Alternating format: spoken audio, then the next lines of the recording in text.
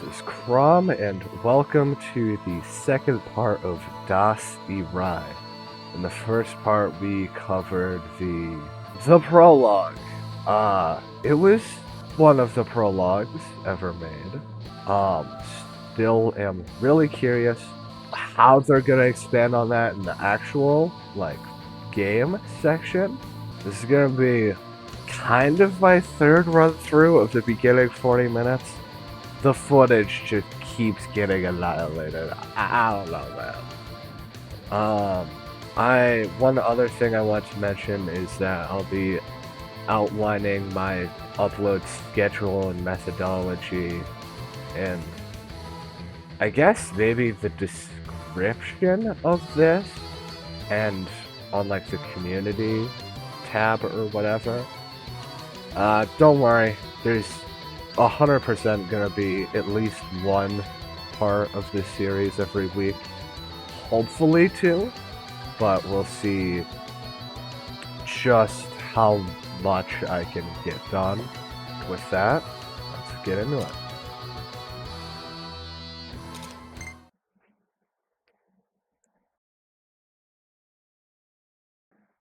If only time could just stop.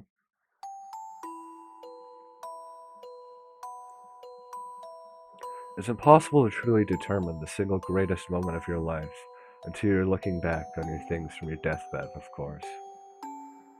But I was sure everyone had wished for something similar, at least once. It is only human to wish for fun times to continue, to want to relive a moment of glory. It felt only human to wish to hang onto the here and now. Even should its brilliance eventually fade, that still beat losing it. The known was comforting, the unknown terrifying.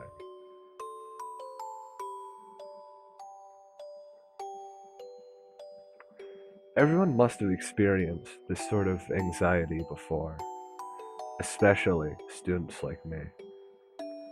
It was hardly unusual to experience this sort of feeling.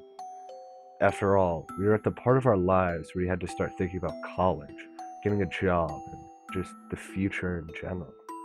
We were in that uneasy transition period between childhood and adulthood, so it felt only natural that we'd start obsessing with the mundane. One could call it living for the moment, a kind of escapism that arose when you didn't have both feet on the ground. For better or worse, it was the sort of infection that didn't really do anyone any harm. You could just write it off as another facet of youth. But I never want to get over this particular strain of measles myself. After all, my life up to this point had been more than comfortable. Might have been boring, commonplace one, but I was fine with it continuing that way forever. If time flew when you were having fun, then the solution was simply not to have fun in the first place. It was best to steer away from the unknown, stick to the default path. Who knew what sort of trouble you might encounter on the road less traveled by? I was enamored enough of my own current environment to actually entertain. More than just entertain, in fact. Ridiculous notions like that. To turn one back on the unknown and seek only the known. You could describe it as playing through a game while looking at a walkthrough. That was my, Ren Fuji's, way of life. Always had been, and hopefully always would be. There is honestly quite a bit of truth to that. That, well, seeking a normal life is appealing. I mean, even myself, I think that, even I think that it's just kind of human to want to go the normal person route. I mean, that's why I want to go to business school. You know what I mean? It's to just seek something safe. You know, everyone has dreams and ambitions, but that's just scary and not very realistic. Maybe I just say it's not realistic because, well, it is. It's terrifying, the idea of just going out and doing something unknown. And so there's a lot of truth to just seeking what you know. I figured I could keep my internal sense of time so slow if I kept up this line of thinking. Stopping time completely was impossible, after all. So you could consider this philosophy of mine to be a kind of compromise, the closest possible realistic approach. I thought that I understood that nothing lasted forever, that something being finite meant its end could come at any time. じゃあお前、例えば自分の人生を小説だと考えてみろ。Up until a day where you had to go and say that. 漫画でもゲームでも何でもいいが、とにかく一人称語りで進む長編だ。自分をその主人公だと考えろ。Yeah, this goon right here, Shiro. He kind of reminds me, looks and personality-wise, of that one great demon in Welcome to Demon School, Irma. The one who's like really powerful and strong.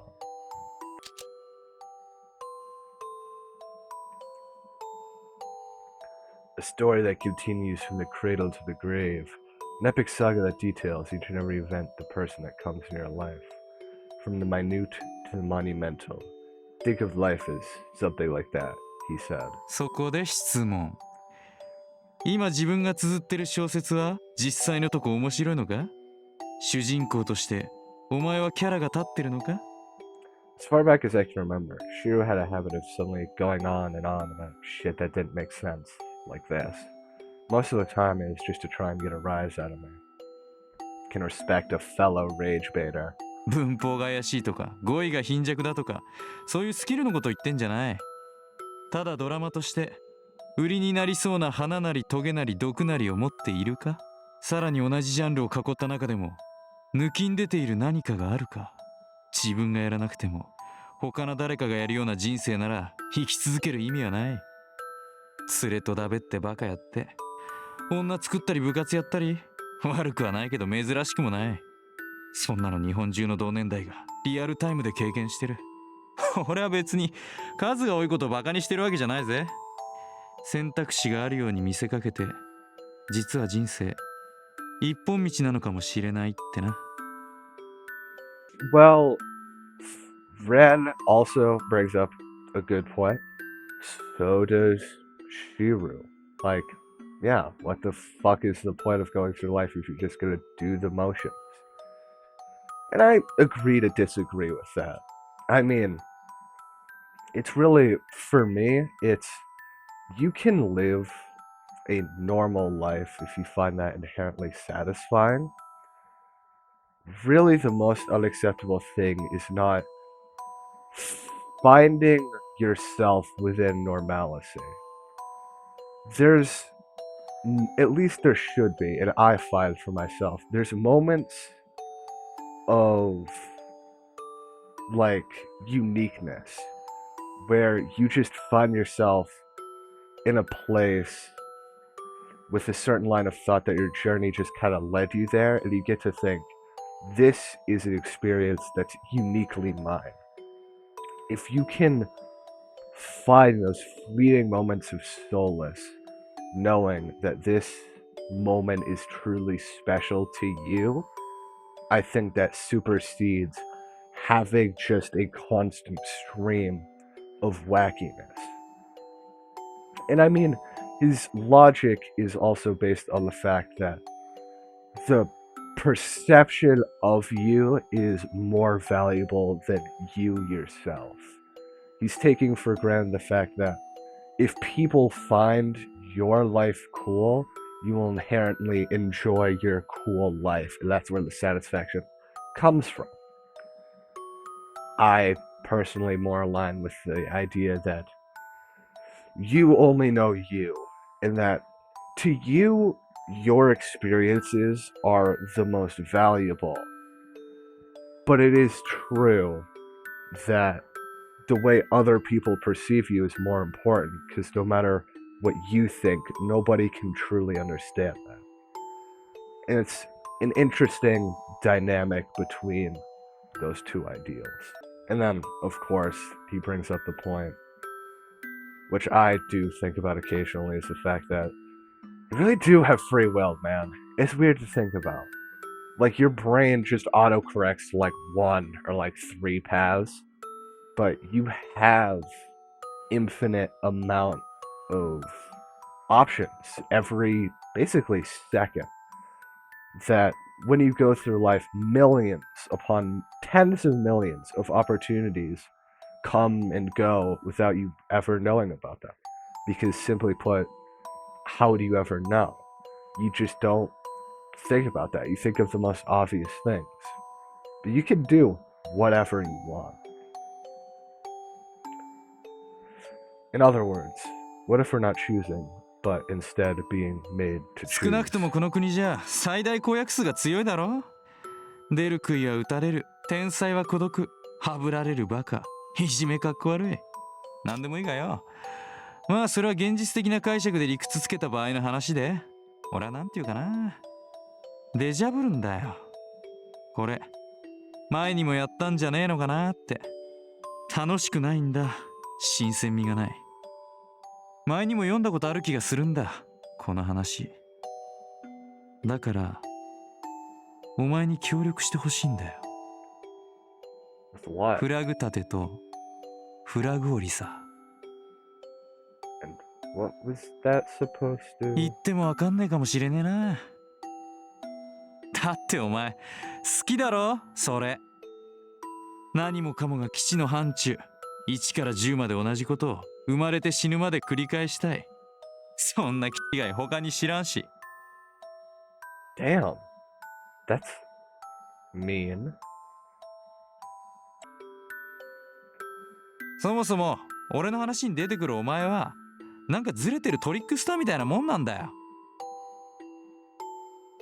I could have said the same about him myself. I wonder why he describes Ren as a trickster.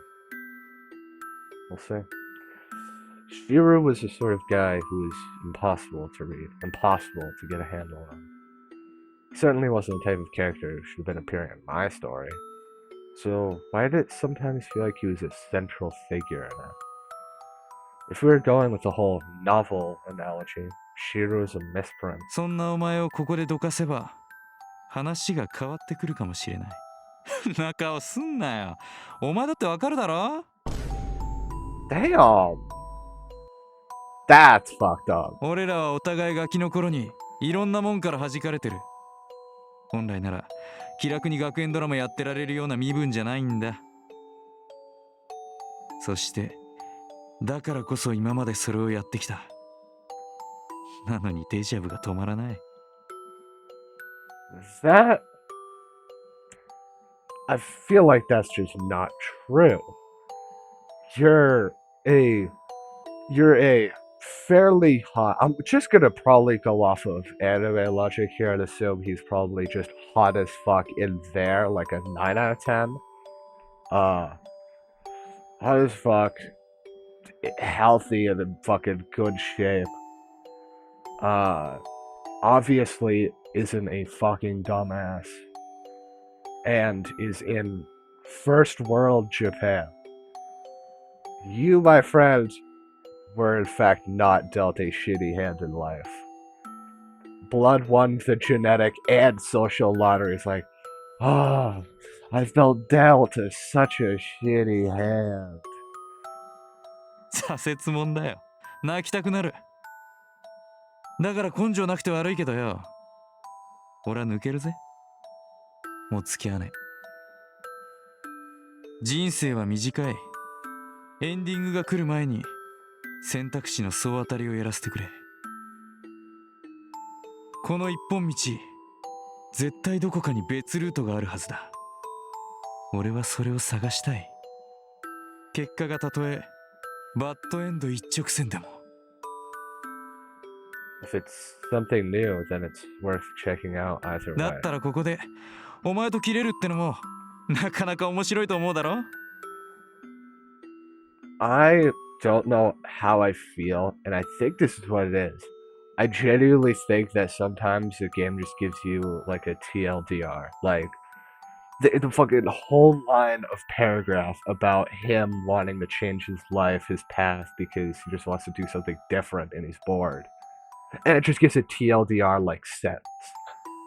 Is my character just summarizing what he said? Is that in character? Did they just write that because they know visual novel fans have the fucking reading comprehension of like a toddler? I don't know. I'm interested.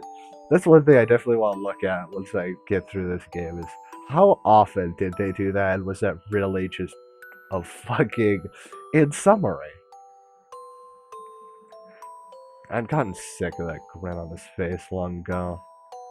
It was the sort of expression that seemed to say he had nary a care in the world. Fitting, really. That was how I knew that nothing I said would get through to him. Not like I knew what he was going on about in the first place, really. But one thing was for certain. Shiru's genre, or whatever, was about to diverge completely from my own. 死んだら化けて出てくれよ。俺まだ幽霊見たことねえし。 So, I was prepared for what came next. Fist fights normally can't go too far. After all, you'd be using your actual hands and feet as weapons. If they got fucked up, you're done. It only made sense to call it a draw when you ran out of ammo, so to speak. But Shiro and I were a little too stupid to let something like that stop us. Couldn't even really call it a fight. We were both just trying to obliterate each other, plain and simple. There was enough blood pouring down my face to make it seem like I was viewing the world through a red veil. We smacked each other around so much that our hands themselves broke. We've had bones poking out of our skin, but we just kept at it. My eardrums had shattered long ago.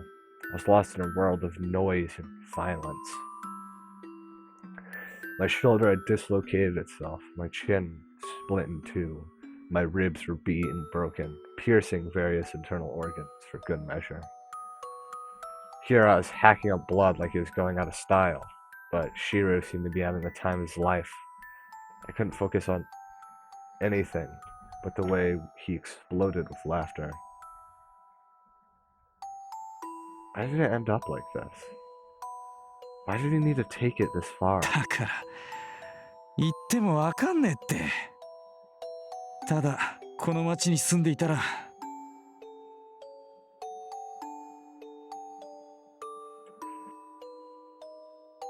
Shit, I get it. Just collecting as many experiences as you can is a valid path. Most people just don't have the balls to do it. I couldn't remember what he said after that, no matter how hard I tried. All I knew is that we continued brutalizing each other until our bodies ceased to function. It wasn't a matter of one of us deciding to surrender, passing out, or whatever. We just quite literally ran out of batteries. We had both taken too much abuse to keep our bodies going with sheer willpower alone. It's no laughing matter. Our battered bodies were just lying there on the rooftop, drowning in a pool of our own blood. We probably would have died if no one found us. But what did Shiro say? 楽しいな。 Why isn't he gargling? There should be a... Did you say you were literally drowning in your own blood? Seriously, how the fuck could he act like that was just some sort of game? Listen to me, こ dumbass. っちに来たけりゃいつでも言えよ。 Okay. He is a dick, but that is some real homie shit. I.e., I'm ditching you, but you can always come over. You know what I mean?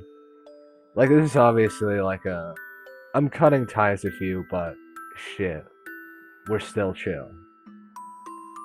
Don't act like you've triumphed over me. Like you've gone on to the next level or whatever.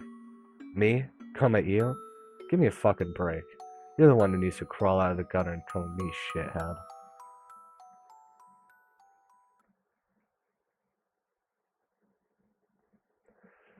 Left cheekbones, upper jawbone, lower jawbone, right eye fundus, nasal bones, all varying degrees of fractured. Left collarbone, completely fractured. Upper left carpus and middle left hand bones, completely fractured. Right shoulder, dislocated. Right ulna, metacarpus, carpal bones, completely fractured. Ribs number 3 and 4 of the right rib cage, completely fractured. Ribs number 5 and 6 of the right rib cage, compound fractures. Ribs number 4 through 6 of the left rib cage, completely fractured. Ribs number 7 and 8 of the left rib cage, compound fractures. Right femur, partially fractured. Right tibia, left fibula, both metatarsals, completely fractured. Not to mention all the various sprains, bruises, cuts, and lacerations. In total, I had damaged 48 distinct locations. If you list it out like that, it sounds like I got in a fight with a dump truck or something. I was surprised I even made it to the hospital in one piece. Yeah, I honestly don't believe you. I. The fuck do you mean you fractured 48 parts of your body? Like the hands I get. Like adrenaline, you could probably shatter your hands. What did Shiru do to you if he fractured every rib in your body and like a lot of your like skull parts? Like holy shit. You're right. You did in fact get into a fight with a dump truck. He had to have a bat or something. To be honest though, I would have been okay with dying. It wasn't that I had no regrets. I just kind of reached this zen state. Like, if I was gonna die, so be it. Maybe it would have been better to say I just stopped caring. That fight had been enough excitement for one lifetime. I lost the will to do anything, barely paying attention to the world around me. Stopped giving a shit about myself either way. Despite my rather unhealthy mental state, my body recovered quickly enough to shock even the doctors attending me. More than a little ironic. Honestly, there's part of me that wanted to laze around in that hospital a little longer, but I suppose there simply weren't enough beds to keep someone fully recovered lying around forever. The hospital staff told me that I need to get out of there if I was well enough to be walking around. I really had no choice in the matter. I wasn't a fan of the idea of someone who actually needed care being turned away because of my selfishness. It was for the best that I complied with the staff's request. Regardless of my feelings, the world would keep on turning. They said that time stopped for no man after all. No turning back. What was done was done. Right now, the important thing was thinking about what would come next. Didn't matter whether or not I was capable of doing it. I had to face the fact that it was necessary. Period. That's the only way I would ever be able to move forward. So, I decided to walk out of there with a smile on my face, one way or another. Head back to my room to pick up the things after taking care of the checkout procedure. Of course, only real personal effects I brought with me were some change of clothes and an MD player. I'd spent 2 months in this hospital room, but I figured cleaning it up would probably only take around 5 minutes. Ended up taking 10, but hey, same difference. The extra 5 were a result of having to clean up all the junk that Katsumi brought in while visiting. There are various comics, novels, and even adult magazines. I seriously don't know what she was thinking when she got these. Scattered all over the place. More than a dozen in total. Are you saying comics and novels and adult magazines? Or are you saying there was a total of a dozen adult magazines? I'm just gonna assume comics. Rather than dealing with them myself, I just decided to send them all back to her じゃあ place. 皆さんお大事に。いや、あいつは今頃学校ですよ。来るとうるさくなるんで一足先に。ってそうですか？変な趣味してますね。The other patients in the same room made sure to get in at least a few light-hearted jabs. was never good at dealing with situations like this. I doubt anyone would call me the sociable type. But thanks to Katsumi, the other patients would often strike up conversations with me. It'd be awkward to just ignore them completely after all. My responses were always half-assed, but they didn't seem to mind. Hospitals generally had a gloomy atmosphere about them, so it was only natural that someone cheery like Katsumi would draw attention. ならあいつの進路に看護師って選択も入れるように言っときますよ。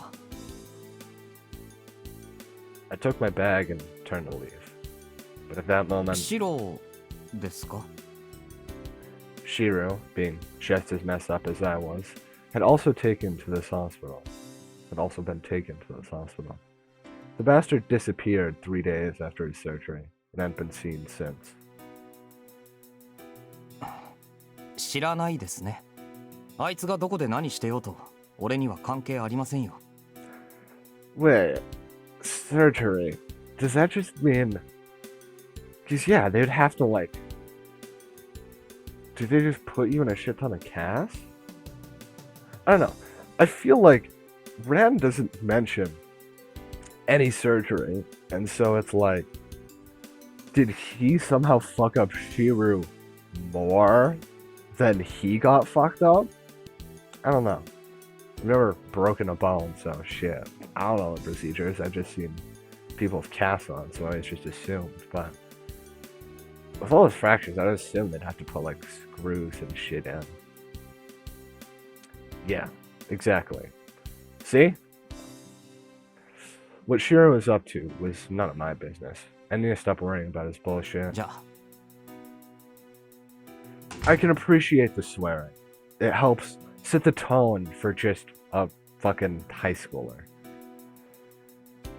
I stepped out of the hospital room, putting it all behind me once and for all. It had been months since I had last been outside the hospital. The vast blue skies spread out invitingly above me. In the 2 months I had been hospitalized, autumn turned to winter. I'd suddenly become curious as to whether or not they're already putting up Christmas decorations ま downtown. あ遠回りなわけでもないし。 I decided it might be fun to experience my whole version of the whole Rip Van Winkle experience. I needed a change of pace from the dull scenery I'd been stuck staring at from the hospital window anyway. Maybe this would help me get back into the swing of things. って思ってたんだけどな。 Unfortunately, even downtown, there was but the barest trace of the Christmas spirit I had been expecting. It made me realize again just how laid back Sohara City really was.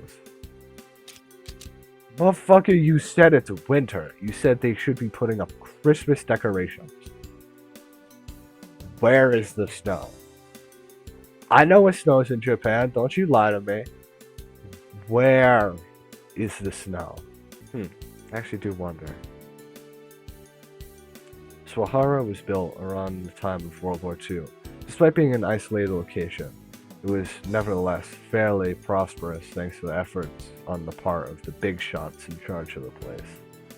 What Sohara lacked in history and tradition made up for it in tourist attractions. There are any number of facilities to draw in crowds with, such as an amusement park that is famous nationwide. You could call it a small-town success story. My brother in Christ, this does not look like a small town. We have very different definitions of small town. Of course, I only moved there 2 years ago myself, so I wasn't really one to talk. I was definitely a fan of the landscape and general atmosphere of the city though. It seemed like a hectic place at first glance, but things moved much slower in Sohara than one might think. Once you got used to it, it was as relaxing as a baby's cradle. Again, reiteration of time moving slowly. Of course, most people would tell you the exact opposite. That was Sohara was a lively place with a bustling atmosphere. But I did know a few other people who agreed with my assessment, such as Himoru and Shiru. Wasn't like you could really say that either line of thinking was right or wrong, though. And I didn't feel like trying to argue with people who disagreed. Live and let live, I guess. Also, one thing I will say, I respect a fellow staunch phrase and quip user. I love sayings. My favorite are food sayings, but I don't know, there's just something about them that's so fun to use. And so every time I see a saying, a little smirk comes across my face. Anyway, my first foray into the city in 2 months didn't end up changing my impression of it much. 帰るか。 In the end, I just came to the boring conclusion that it was the same city as ever. Right as I was about to head back. Oh god. A piercing wail akin to the shrieking of a banshee rang out from behind me. So much for enjoying a quiet afternoon. But even that gave me a sense of dread. Oh god.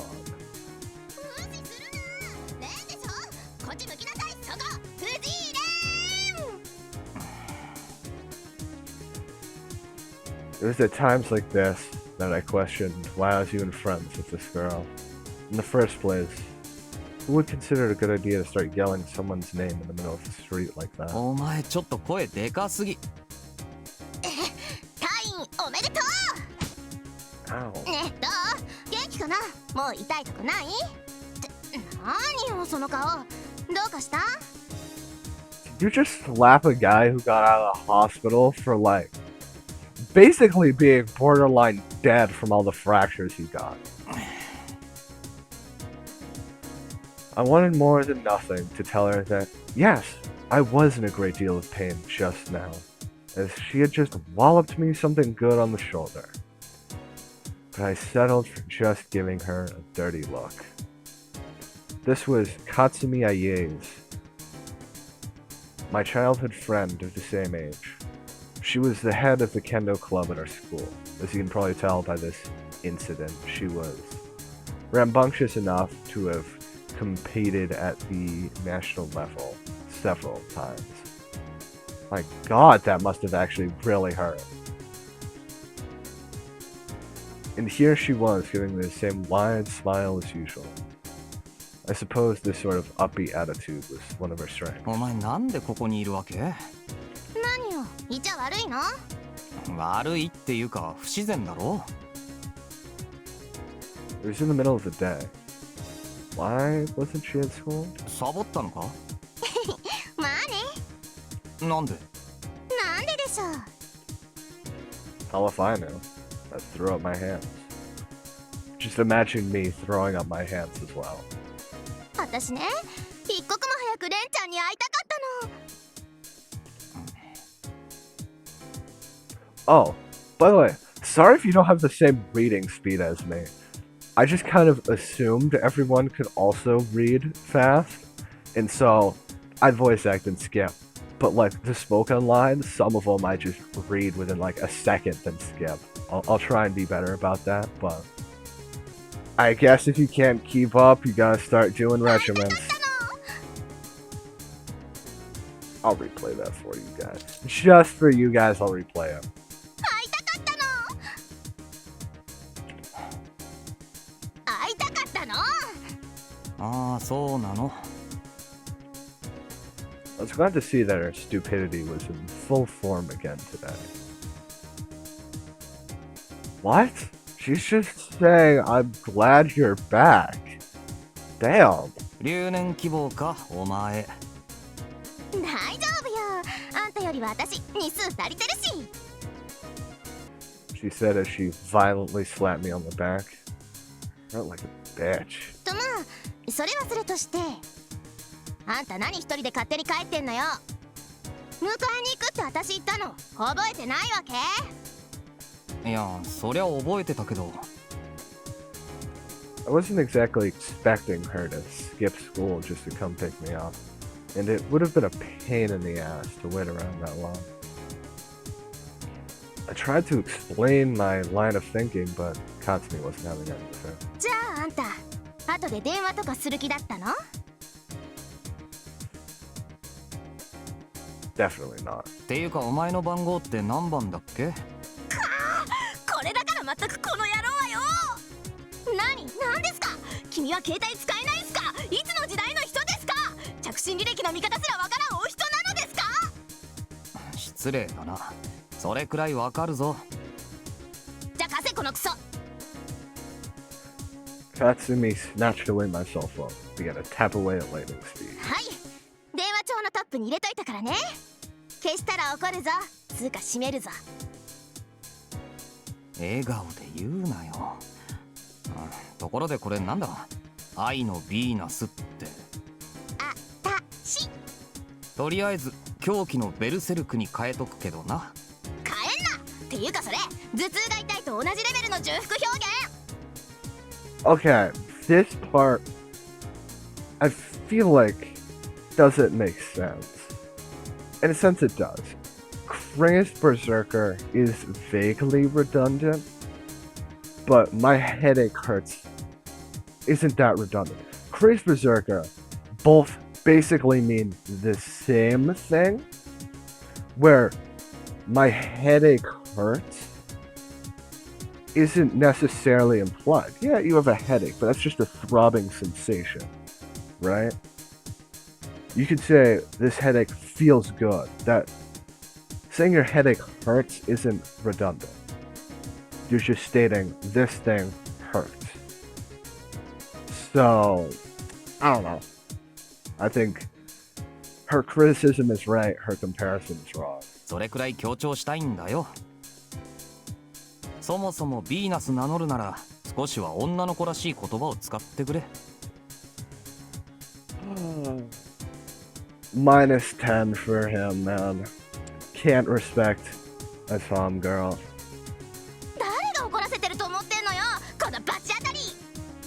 Damn. 本来ならこう私の手とかがっしり握って、ありがとうかすみ、君は僕の天使だよとか、そういう感謝の一つや二つって。ほらこっち見る。あんたいきなり大怪我して入院して、私心配して毎日お見舞い行ったのに、当の本人は上の空で挙句勝手に退院してこんなところをプラプラしてるさ。何マジですか？やる気あんのか？つうかやんのかこら。やる気も何も。Kasumi seriously needed to cool down before she popped a vein. She was the one acting unreasonable here. Maybe she would calm down a bit if I actually did the whole my angel thing. But I really did not feel like going through with that. そもそもあんたは。 However, I did have just the thing to shut her up. とりあえずお前が病室に持ち込んだもろもろは家の方に送っといたぞ。はい。捨てるわけにもいかないだろう。だから家に送ったんだよ。気が利くだろ。ちょい待ち。それ全部？そう、全部。The comics, the books, and of course, the magazines full of naked ladies. その待って家ってどっちの方や？実家。嘘！冗談だよね？冗談は苦手だな。マジで？マジだ。It would be a sad day indeed for Miss Ayase once she received that package and learned what exactly her daughter had been buying. あんた最悪。買うの恥ずかしかったのに。じゃあ買うなよ。 Dude, okay. Ren is a fucking dickhead for this. Like, your homie goes in, visits you every day, and is such a fucking bro that they even bring you goon material in your hospital for you. And you, like, stab them in the back by sending it to their parents. Yeah, that's a little funny, but that's also just a dick thing to do, man. Like, show some fucking appreciation, dog. でもさ、役に立った？ Now that she mentioned it, the other patients in the room with me had been big fans of those magazines. They didn't pester me while they were occupied with them. So, I guess you could say I did get some use out of them after all. そこそこ。嘘、本当にあんたそんなやつだったの？ Why did you give it to him? どんなやつだよ。ねえちょっと具体的にどの号の何ページが役に立ったの？試しに言ってみなさいよ。Freak ass. またまたこいつめ照れちゃって。私は別にいいけどね。レンがどんな趣味してたって。Never mind. I should hold my tongue until everything's all said and と done. にかく怪我が治ってよかったじゃない。特にこことか。She said, poking my cheeks with her thumb. 昨日まで大きい絆創膏してたから傷が残ってるのかと思ったよ。ああ、これね。Shiru had been wearing armor rings during our fights. My cheeks were cut to hell and back when I first entered the hospital. I didn't really care if it left scars or not myself, but Katsumi got so worked up over it while I was recovering that I kept my face covered with bandages just so she'd shut up about it. Case in せっ point. かく綺麗な顔してるんだから傷が残ったらもったいないよね。 There were a few things I disliked more than being told that my face looked pretty. Back when I was a kid, I used to get mistaken for a girl all the time. Unpleasant memories, to say the least. Even as a teenager, it still happened from time to time, despite the fact that I was hardly short or anything. Does he not realize... Dude, every fucking, supermodel looks like a woman. The hottest guys look like women. That's just the truth. Being overtly manly, you look pretty ugly. The more feminine you are, the more attractive you are. To basically everyone.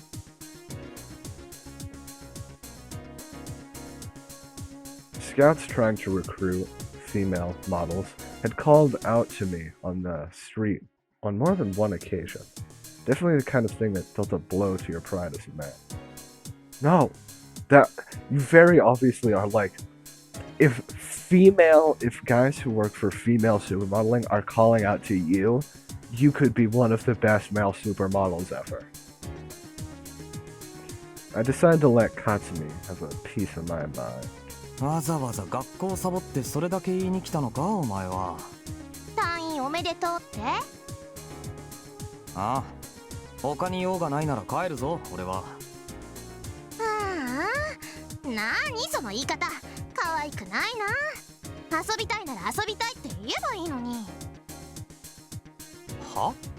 なんだそれ。だからこのままデートとかしたくない？全然。あ、いや、いいわよ。私もそんなつもりなかったし、上等だもん。帰ったらもう痛くも痒くもないんだもん。I wasn't sure I understood what was going on inside Katsumi's head at that moment, but that's probably for the best. でもね、後でレアさんに何か言われたら全部あんたのせいにするからね。何？ Why bring up Himuro here? 先輩がなんだって？だから命令されたの。藤井君とデートしてきなさいって。You shouldn't just admit that. That's fucked up. Actually, I guess that's more humane and nice to admit that you've been ordered. So never mind. Good on you, Katsumi, for admitting it. The hell? What on earth was she thinking? それでお前はうなずいたわけ？そりゃあだって断ったら怖いじゃない。I wouldn't describe Himuro as scary. Oh, also, you get to see the sprite of Katsumi. I was going to say Katsumi, but it's Katsumi. Interesting fit. I've never really seen a hoodie like that.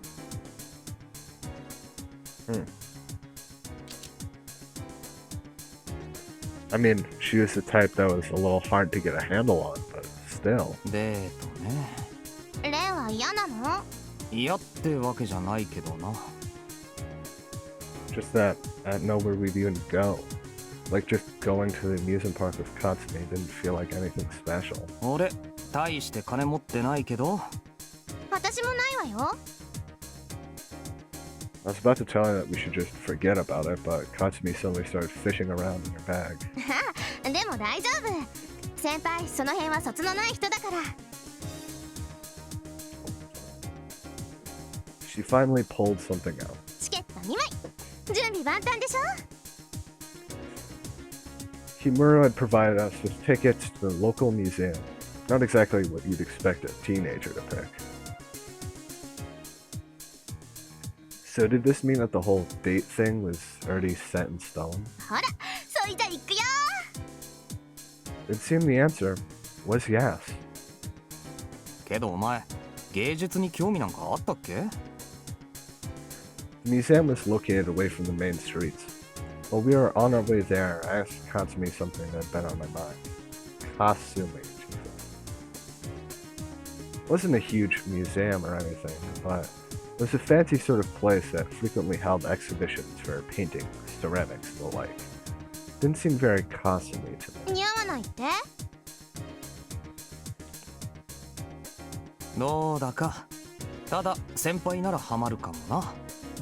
なんかそれ、私が非生産的なやつみたいで嫌なんですけど。お前何か生産できたか？料理作れるよ。Is that really so special? Not that I was one to talk. Cooking and me went together about as well as oil and water. とりあえずお前の料理は置いといて。結局何がコンセプトの展示なんだよ。見てわからない？ Kasumi flashes the tickets at me, a wicked gleam in her eye. Frankly, the text on the tickets was printed so large it would have been impossible not to notice, but 一応確認だけな。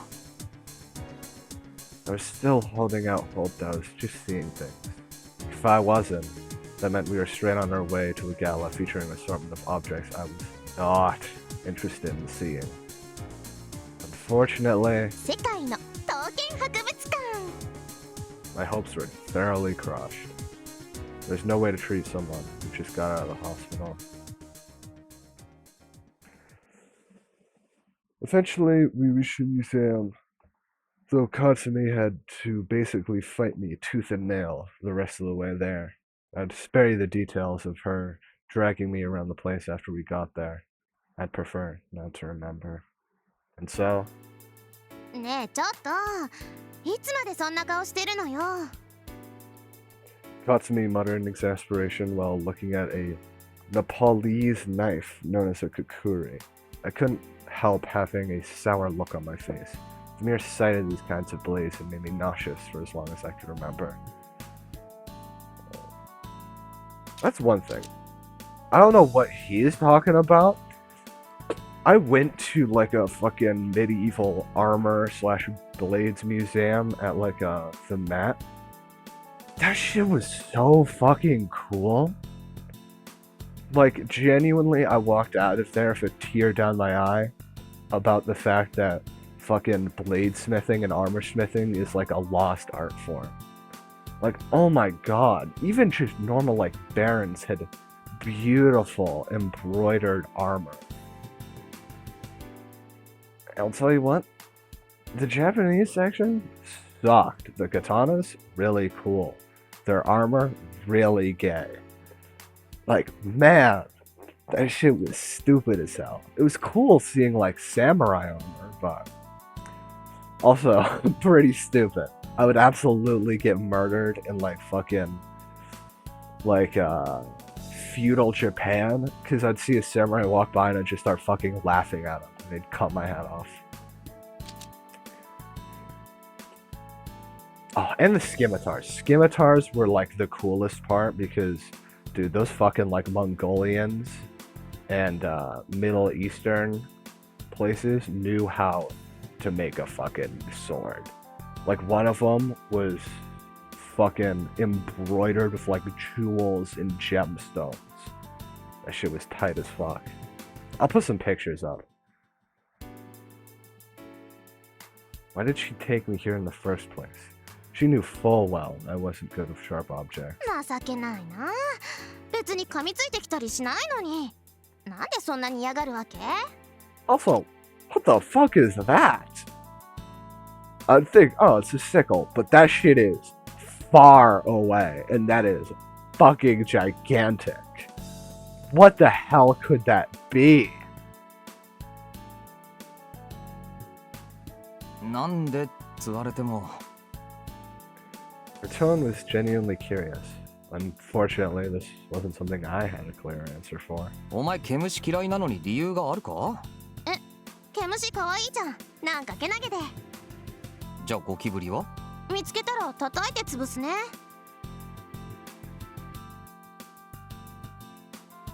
ならヘビとかは？巻きつけると気持ちよくない？ひんやりしててさ。That's valid. Wonderful.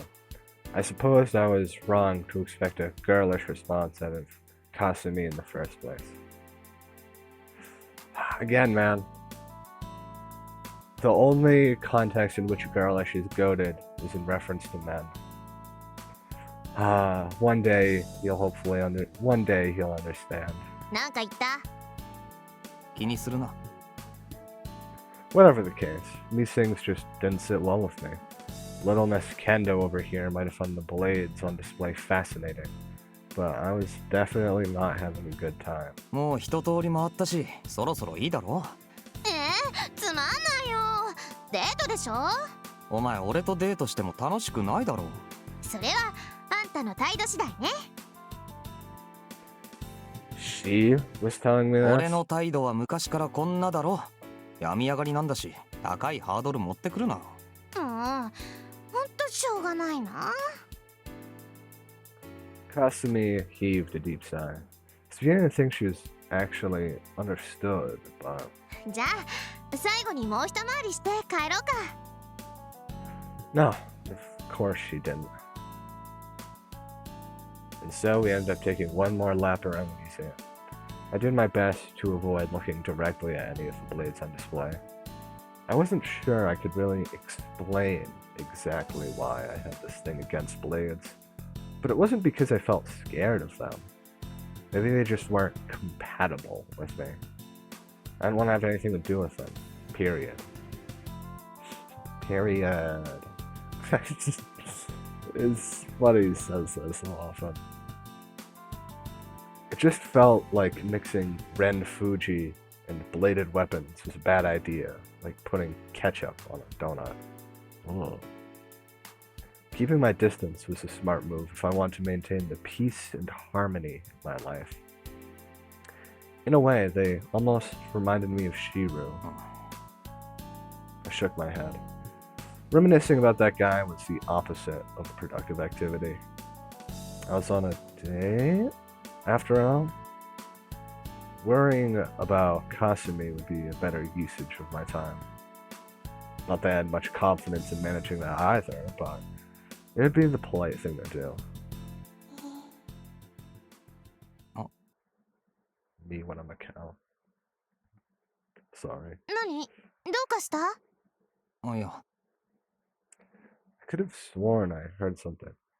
Was it just my imagination?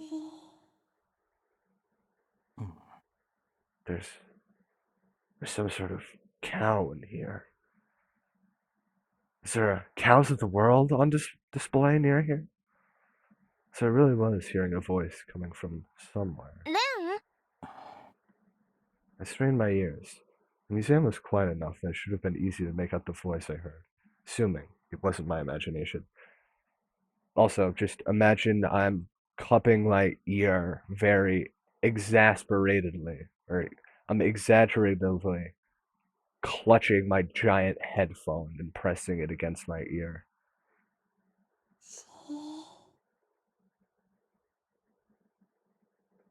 It's coming from this direction.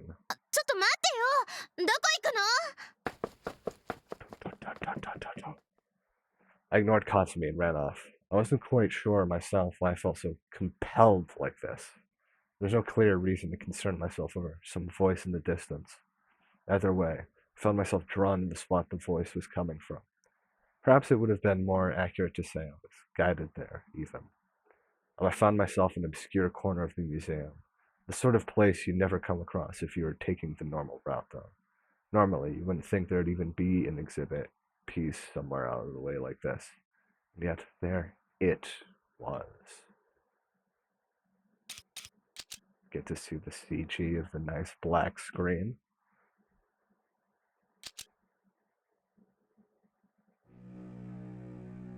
Guillotine?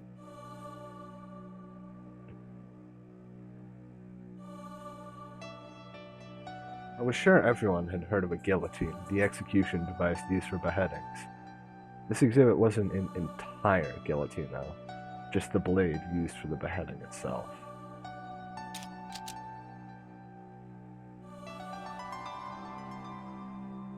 Huh.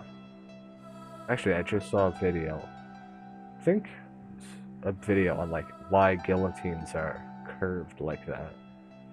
It's because like how knives are curved, the idea is that there's a slicing motion on your head, and so it's nice and clean. But if they're flat, it would be like a fucking dull hit. And so like it basically just fucking break your neck and hopefully sever it. But with a curved blade like this, or a slanted blade, it just cleanly cuts your head right off. And so this is the most humane way to make a guillotine. Kind of interesting. I'd always wondered that. The blade before me distinguished itself from the rest of the exhibits by demonstrating a cold simplicity. There's nothing glamorous or decorative about it. There's a lump of steel designed for the sole purpose of beheading with ruthless efficiency. You'll likely not find a more suitable tool for its task. God's ass guillotine. Why was something like this even on display? It was a blade, yes, but it differed from anything else I had seen today on a fundamental level. It might have held historic value, but it wasn't a weapon or implement of some ritual. More than anything, though, I wanted to know why I'd found myself drawn to it. 何これ私全然気づかなかったよ Cassini had finally caught up with me. She took a glance at the guillotine from over my shoulder. レンよくこんなの見つけたね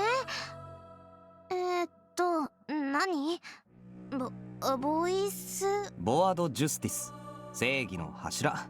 ギロチンの正式名だよ。あとフランス語な。それからマクシミリアン・ロベスピエール。知ってるだろ ?18 世紀の政治家だけど。I'm of course going to do background research on this and see whether or not, because that's one thing is they love to, I don't want to say lie, but they love to just make stuff up in some of these games, and so I just like to not only fact check but just get an idea of what the fuck they're talking about.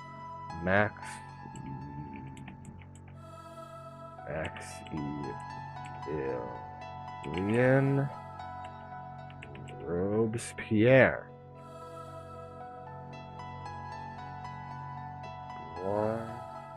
Huh.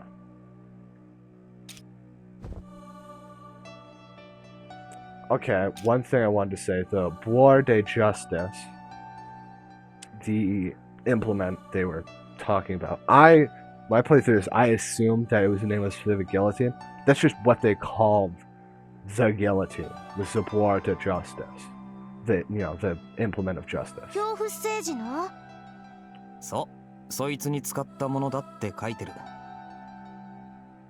Robespierre was a key figure during the French Revolution, the man responsible for sending those opposed to the reign of terror to the guillotine.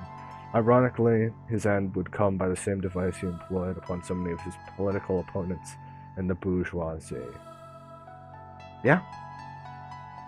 This little guy, basically did exactly like they said. He was a key figure for the revolution. Then they said, man, fuck this guy. With him and 90 other people just fucking cut off his head. This is supposed to be from back then? なんかうさんくさいな。信憑性はなさそうだ。でもそんな風に書かれてるとなんか嫌な感じだね。同感だ。 Authenticity aside, the idea of putting something like on this display was simply in bad taste to begin with.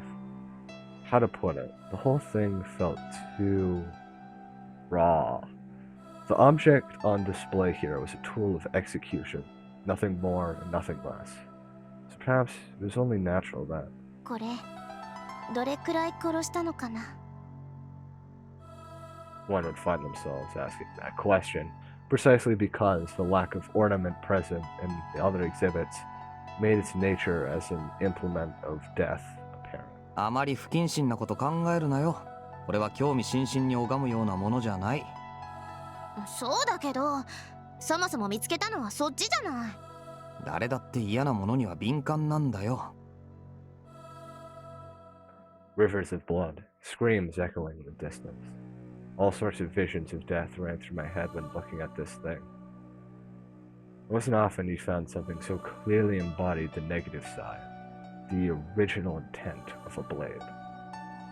Honestly, that is fair, because when you look at like blades in museums, it's like it very well could have just been for show. That blade had never been used to kill someone. But a guillotine, by definition, is undoubtedly been used to kill someone. That piece of metal has tasted blood, guaranteed at least one time, if not many. Given that Robespierre's name was attached to it, it had been used from the 18th century, so it really had been used during the French Revolution. It was safe to say that this had executed hundreds of people. Someone actually described the guillotine as a merciful form of execution. It was designed to sever heads at exactly the right angle and velocity to ensure that criminals met a swift, painless death. An instant death delivered at lightning speed. There's a reason some call it merciful. It's easy to get a wrong impression from the rivers of blood and mutilated corpses the guillotine produced. But for someone facing execution, it was probably far preferable to being hanged. Yeah, or like, you know, the fucking brazen bull or being stoned. There's a lot of shitty ways to execute you. And I mean, it's not instant death. It does kind of suck having to like see your decapitated head because, you know, the brain stays alive for a bit. But other than that, it was very chill. Well, assuming that the victim died before they had a chance to feel the pain of being decapitated, that is. I found myself thinking the exactly sort of thing I just told Katsumi not to. 行こう。正直気分が悪くなってきた。そうだね。ごめん、顔色悪いけど大丈夫？平気だよ。別に体調が悪いわけじゃ。 Before I could get the words ill out. Hell yeah, homie. あなた、同じ。Oh? I heard the voice earlier from again, more clearly than ever.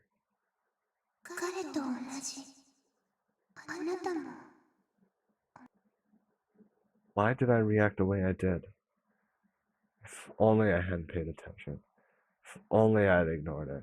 If only I hadn't looked at it. If only I hadn't spun around to face that dreaded blade. Damn.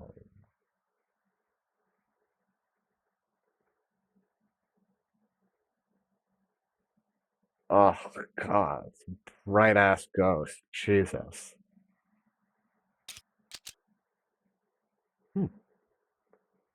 Why are there upward scars? I would have never had to hear the cursed words born forth from the ethereal figure standing in front of the guillotine.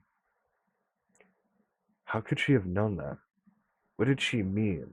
We were the same. 一緒、同じ。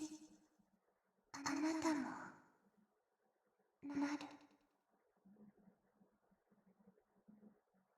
I'm the same as Maximilian? A part of the French Revolution?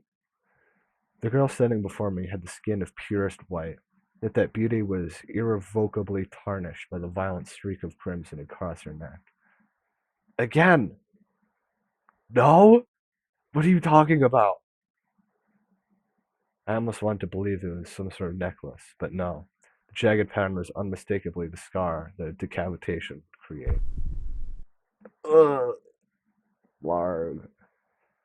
Looking back on things later, I'd be able to say that this is where it all begun. Does my present live up to your expectations? Zarathustra.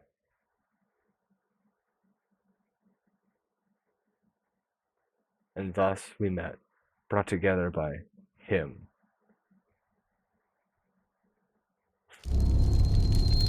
Whoa. Chapter 1. Left ventilation. I got nothing, man. It was dark out by the time I got home. Oh, this is much better. I'd almost passed out at the museum earlier. I managed to make it back okay, but I still wasn't feeling too hot.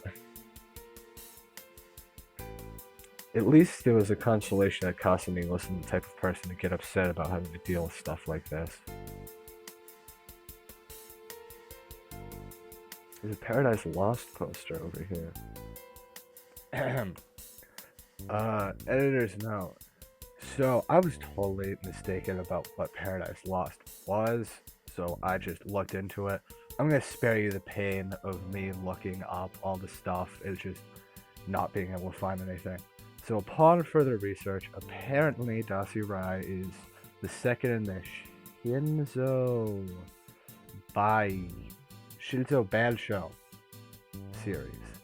I didn't know that. Apparently, Paradise Lost is the first installment, but it seems like it's not like necessary to understand Paradise Lost. Maybe it is, if you want to just be like, actually it's super important because X, Y, and Z. That's fine. That might be something I'll look. Actually, I say might be. That's gonna be something I'm gonna play because it sounds interesting. Now, onto the actual video. That's it. However, on the other hand, ねえレン、本当にもう平気なの？ it also meant she was the type to fret endlessly. My current goal was to figure out some way to make her leave me alone. If I didn't, she was liable to try and spend the entire night here, watching over me or something. 辛いなら横になったら？私、おかゆとか作ろうか？いいよ別に大丈夫。もう寝るからお前も帰れ。I knew that she was just trying to help, but I still couldn't really think straight after what happened earlier. Probably came across as harsher than I intended. 別に俺虚弱体質ってわけじゃないし、怪我はとっくに治ってるから病人扱いするなって。あんまり心配されてると本当に気分がめいってくる。でも今日誘ったのは私だし、なんか責任感じちゃうし、レンちょっと頼りないし。Damn. お前さりげなく失礼だな。She did have a point, to be fair. I was the type of person who people looked to for help. 頼りがいのあるお前が俺に付き合って倒れたら困るだろ。だから。私そんなにやわじゃないよ。俺もそんなにやわじゃないよ。だいたい俺を気遣ってるなら不毛なやりとりに付き合わせるなよ。ただでさえ明日から学校行くのが億劫なのに。あ、そうだった。ダメだよレン、サボっちゃ。今日サボったやつに言われてもな。私はいいの。ちゃんと毎日通ってたから1日くらい平気だよ。でもレンは入院して多分日数足りてないんだからね。留年しちゃうよ、怠けてると。Shouldn't. I mean, as long as they know you're in the hospital. I feel like that's not true.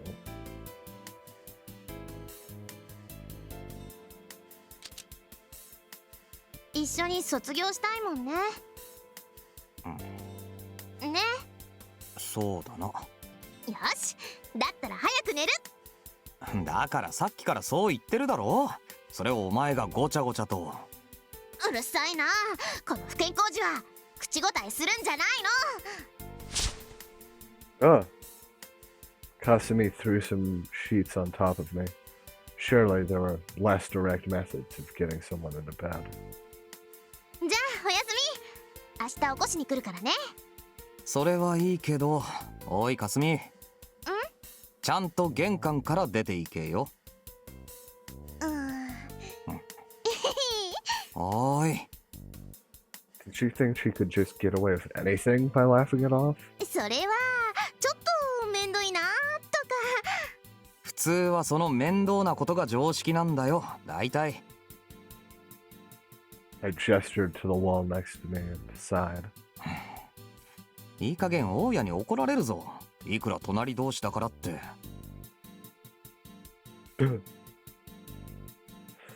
She'd be in deep shit if the landlord found out that she had knocked out a goddamn hole in the wall and turned it into some sort of corridor. Like, this is the sort of thing people got kicked out for. Kasumi and I had moved into this apartment together when we enrolled in our current school. It took her less than a week to come up with the idea to construct this little side entrance. でも同じアパートの隣に住んで助け合うってのが一人暮らしの条件だったし、いいじゃない、この方が密にフォローできるんだから。けどな、親もまさかここまでやってるとは思ってないだろ、絶対に。そうかな。そうだよ。頭固いな。だいたい事の発端はシロなんだし、私に言われても困っちゃうよ。Believe it or not, she wasn't lying. Kasumi, Shiro, and myself had all lived together in this apartment complex, all three rooms next to each other in a row. It happened late one night. Out of nowhere, Shiro broke down the wall separating our rooms and barreled in here with the hammer still in his hand, saying he suddenly got the urge to play me in a fighting game. How stupid could he get? で、何をとち狂ったか、お前も真似したんだよな、ご丁寧に。私はハンマーなんて野蛮なことはしてないけどね。She was barbaric enough to go down to the hardware store the next day and buy a power saw, some tarps, and a mask at least. Anyway, as I had this bad fortune to live in between these two idiots, I ended up with two holes on both sides of my room. Privacy? What's that? Kasumi and Shiro would often just cut through here to visit each other, and my room became a sort of natural gathering place in general. せめて四郎の穴だけでも塞がせろよ。ダメよ、戻ってきたらどうするの。There was no what if. Shiro was never coming back, whether Kasumi knew it or not. きっとまたみんな元通りになるんだから。私とレンと素人でね。レン？だな。じゃあおやす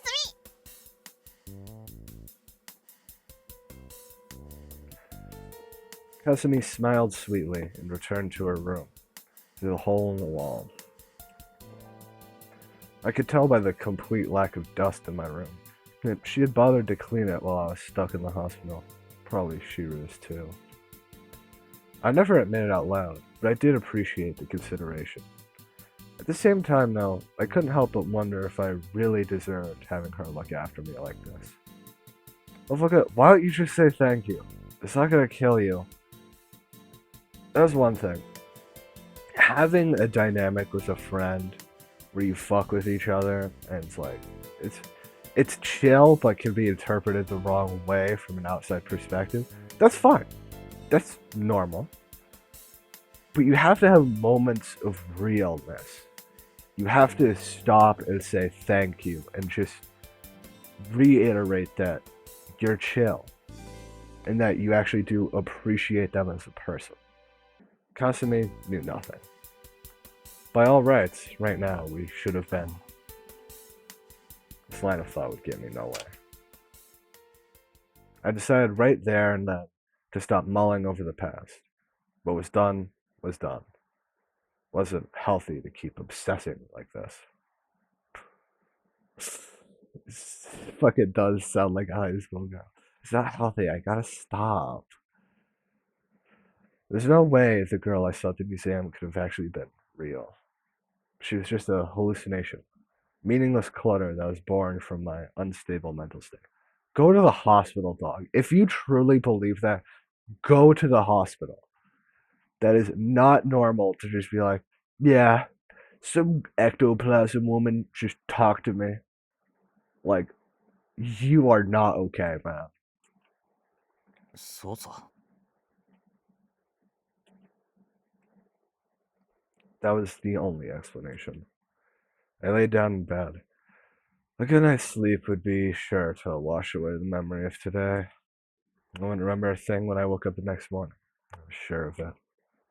Stare up at my own ceiling for the first time in 2 months. Amid familiar surroundings, I drifted off into sleep, gripped by a slight unease rather than a sense of comfort. Honk. Ugh.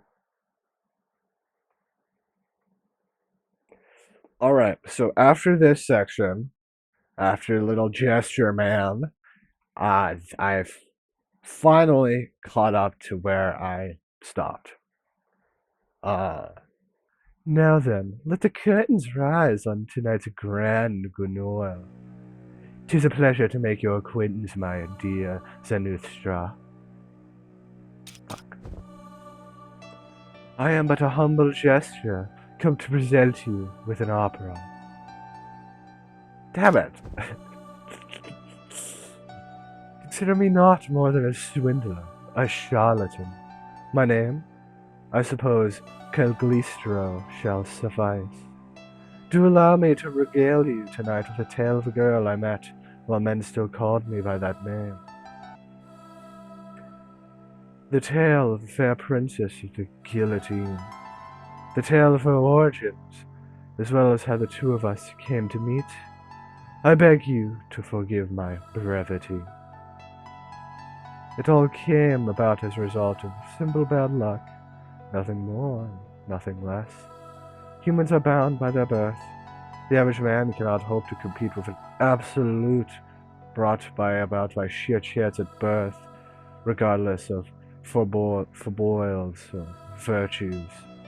My story deals with such circumstances. Unfortunately, there are many who fail to grasp the subtleties of these matters. Allow me to apologize for beginning by airing some tiresome grievances of mine. The less reasonable among us have a tendency to seek an explanation for anyone who they perceive as breaking the mold, be they an almighty hero, a blithering madman, or a miserable victim. Did they reach their status through tireless effort? Perhaps because they possessed a rare resolve? Or could it be because of some traumatic event in their past? Preposterous assumptions, the lot of them. It's all nothing more than self-projection on the part of the common man. An expression of the fanciful idea that they too could have turned out that way. That they too are capable of reaching the same level, they should be granted the same opportunity. Such sentiments are little more than masturbation, pitiful attempts to drag the supernatural down to their level, reduce it to something they are capable of understanding. Miserable knaves, the lot of them. They are incapable of cherishing their fellow man without forcing themselves to believe that all others operate on the same logic as them. Such fools would be better off conversing with a mirror. You will no doubt find tonight's story unpleasant, but I trust that your soul is not tainted enough to imitate the folly of lesser men. In this world, there exist beings of utmost purity. Yes, I speak of her. Search the entire universe, and you shall find no peers. From the moment of her birth, she was complete. She did not, and would never ever receive the barest mite of influence from the vulgar outside world. The scar on her neck, ever flagrant. Her words, pregnant with only hex. Oh, freaky ass wording. Fated to remain forlorn, doomed never to be loved. Even an existence such as mine could not compete with a being such as miraculously immaculate as her. Again, they do a great job switching to verbose. This is a delight to read. For the first time, I laid eyes upon true beauty.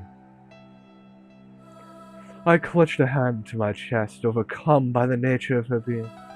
Ah, how wonderful was man to bring forth something so spectacular by mere chance. I knew immediately on some primal level that hers was not a state of being that others could hope to aspire to. One could devote his entire life to unraveling the mysteries of dusty grimoires, and never so much as set foot upon the mystic plane that was her dominion. She was absolute in her otherness. I must confess, I found myself envious of her.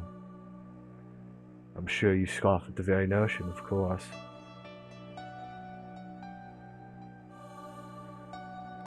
I can say that meeting her was one true moment of brilliance to be found amongst the miserable ordeal of my life.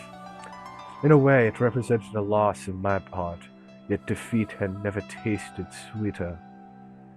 I finally discovered a goal to strive towards amid the endless expanse of the wasteland that I had wandered aimlessly for so long.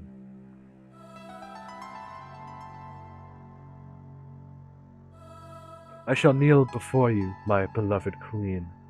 I shall devote my very being to you, to the task of leading your soul to salvation. That shall be my opera. The day of wrath shall rend asunder the accursed ghetto that is this universe. Come now, 'tis time to take center stage, Zanuthra. Take her hand and lead her in dance. I would like nothing more than for you to dazzle me.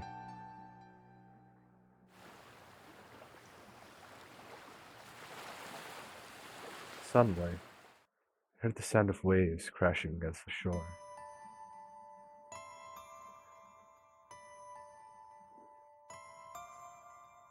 I found myself standing on a mysterious beach, bathed in the crimson hue of dusk. This was a place far removed from hectic fervor of the city. I could hear nothing but the quiet murmur of the waves and the sporadic chirping of birds somewhere in the distance. The scenery around me possessed a fleeting beauty, one brought about by the setting sun as it melted into the contours of the distant sea. This was a sort of sight that would normally vanish in an instant. Somehow I knew that here it would persist eternally. This was a moment frozen in time. Half the sun already sunk beyond the horizon, but the remaining half would never budge. The waves continuing to roll in and out were surely governed by something other than the tidal force I was familiar with. Suddenly I understood. This was a dream. There wasn't a beach like this anywhere near Swahara City. Hell, didn't even really look like somewhere in Japan. I had set foot on foreign soil, set foot on a temporal plane far removed from the present. It would seem that I understood the nature of this place on an instinctual level. By all means, I should have felt some sense of bewilderment, being confronted with so surreal a scene, but I simply found myself captivated by it. There was a certain nostalgic atmosphere about the place that spoke to me. No. Maybe what really drew me in was a sense of stagnation. This world was frozen in time, possessed of the beauty of an everlasting sunset. The very concept of the flow of time was meaningless here. An eternal twilight, decorated by a sun that would never dip below the horizon. This world existed on the border between day and night. Its very existence a precarious riviere fallen between the cracks of reality. I felt truly at peace here, within this concentrated moment. Sat down at the beach, absently staring out at the sea and listening to the waves.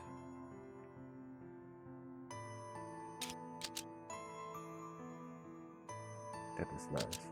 I found myself overcome with a particular sense of deja vu. Interesting. So this is obviously his dream. This is like his nirvana. A moment captured in time. Like he said, he wishes for time to go slower. So his dream place is, like I said, a unique experience. It's that moment which you feel is truly unique to you, captured in a bottle, for you to enjoy internally. To capture the fleeting in a weird sort of irony. That also brings up deja vu, which Shiro mentioned. Even though I had never laid eyes on this place before, it's like I was already deeply familiar with it. Obviously, this was all just a dream, but it was a pleasant feeling nonetheless. Knowing what you're dealing with in advance means that you can handle anything that might throw you away. Foreknowledge makes it possible to avoid dangerous situations and prolong pleasant ones, to make better, more meaningful decisions.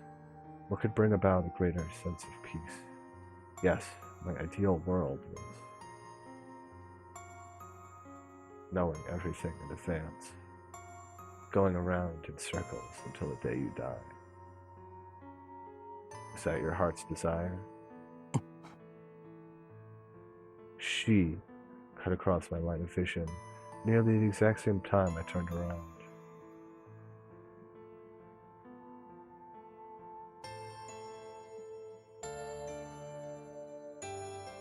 Where's the ectoplasm?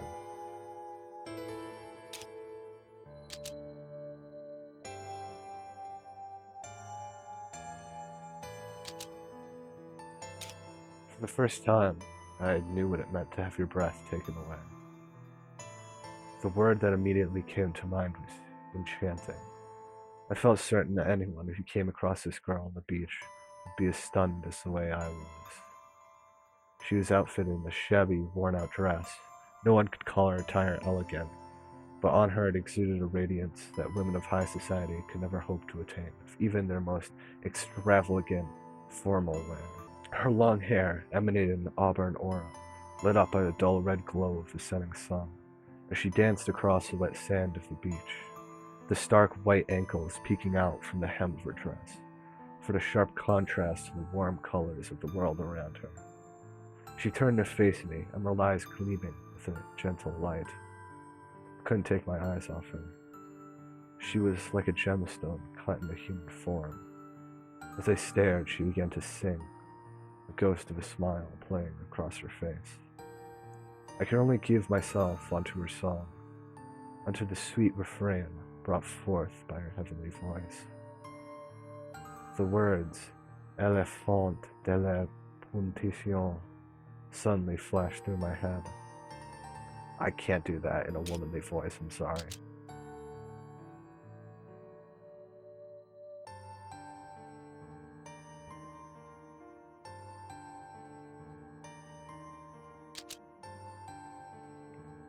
I didn't know what those words meant or why they came to me now.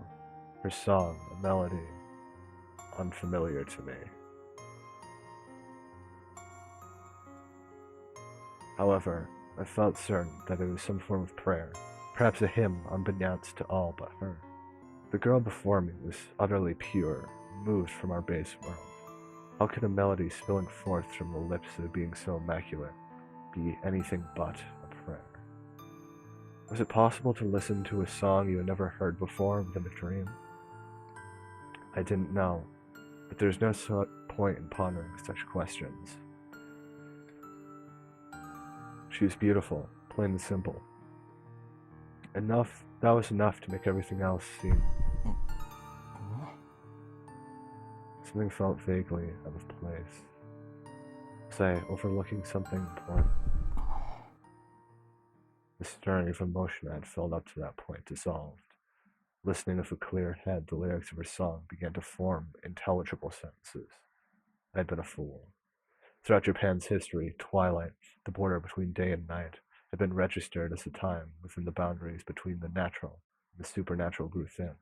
Twilight was when the inhuman walked among the living. All along, this girl had been mad. 血が欲しい。ギロチンに注ごう飲み物を。ギロチンの渇きを癒すため。欲しいのは血。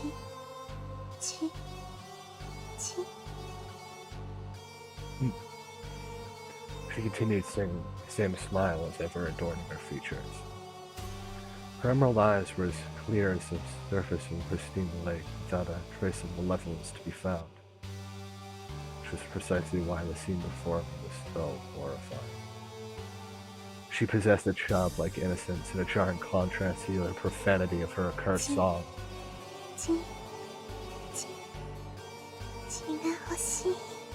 Very profane.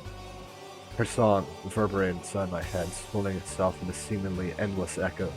As I stared into her, I caught a glimpse of the crimson band around her neck through her disheveled hair, unmistakably the work of the guillotine's blade.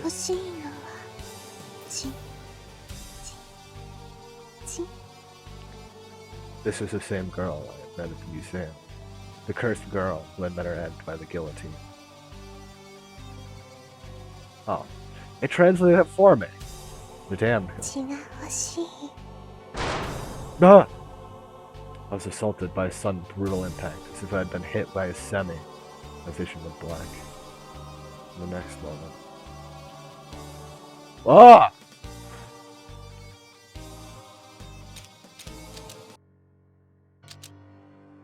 Dog, I am not Marcel, please.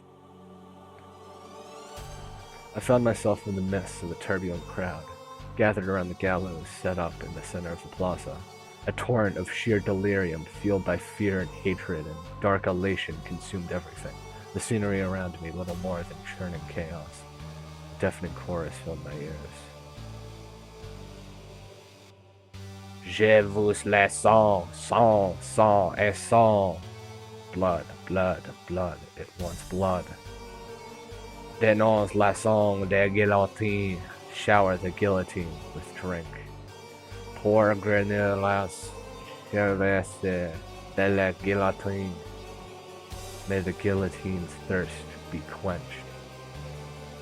One thing, I took Spanish instead of French, so I don't know how to pronounce any of this.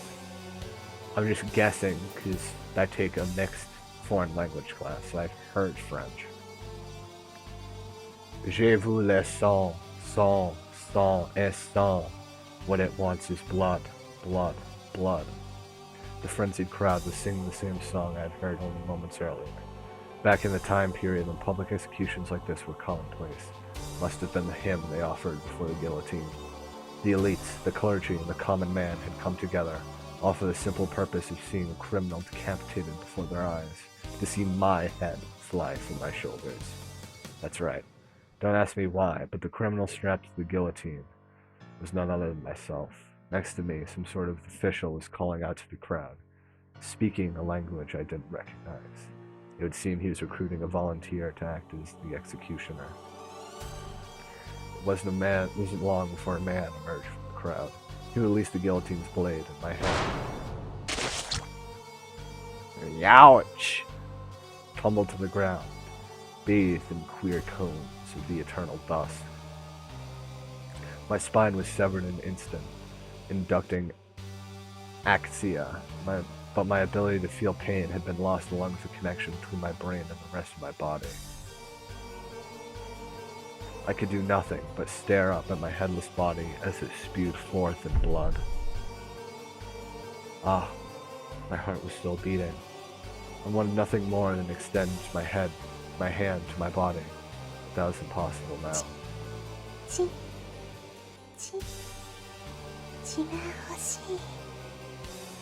All I could do was lie on the ground, listening to that abominable refrain.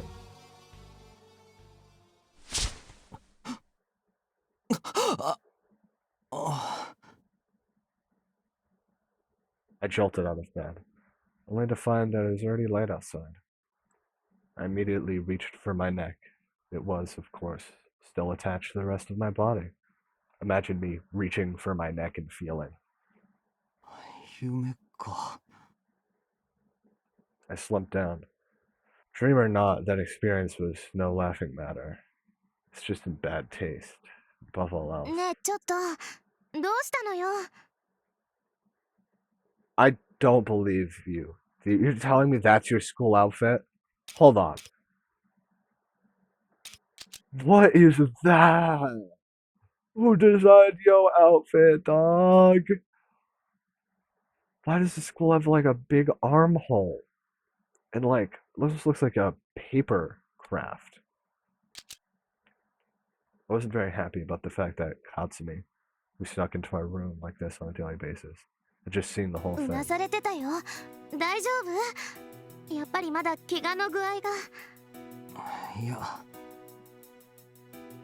I wouldn't have been released from the hospital if I hadn't made a full recovery. So this dream had nothing to do with my injuries. It's nice that Kasumi was so worried about me, but if I didn't make things clear now, she'd end up driving us both to... デリケートなんだよ俺は。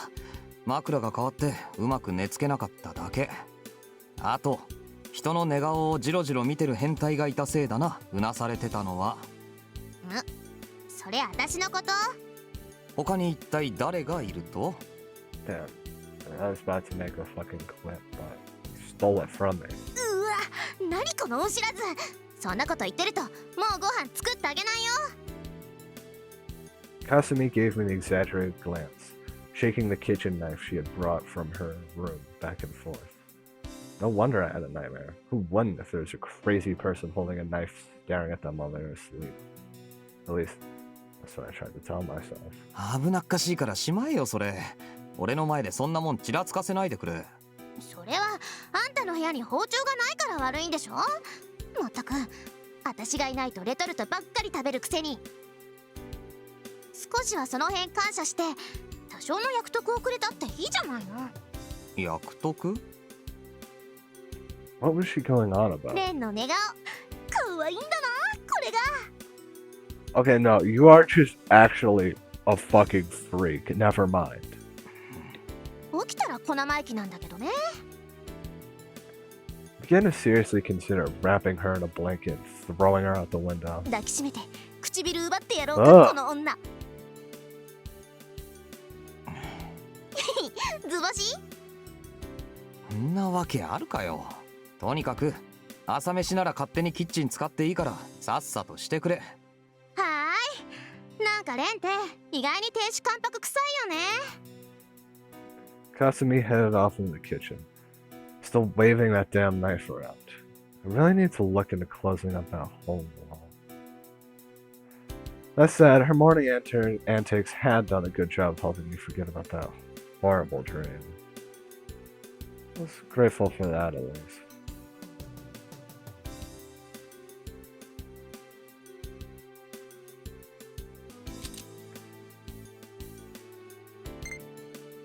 Data saved. Title. Yes.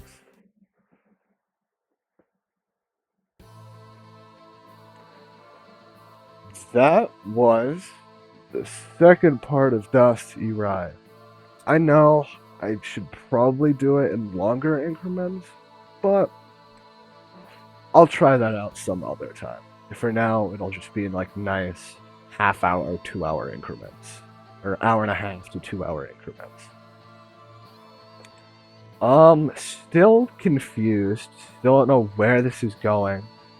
I don't know how you give me super Nazis are trying to reverse isekai, then just hard cut to a random Japanese high schooler. I don't know what the French guillotine thing is. So I am honestly kind of intrigued. Where the hell is this gonna go? I have no idea. The next video will probably be my playthrough of the Unbeatable demo. But don't worry, I'm gonna keep doing this. One last thing I keep forgetting to mention is the fact that technically this game is an eroge. And by that I mean there are some. You get to crack the Nazis, okay? You get to have sex with them.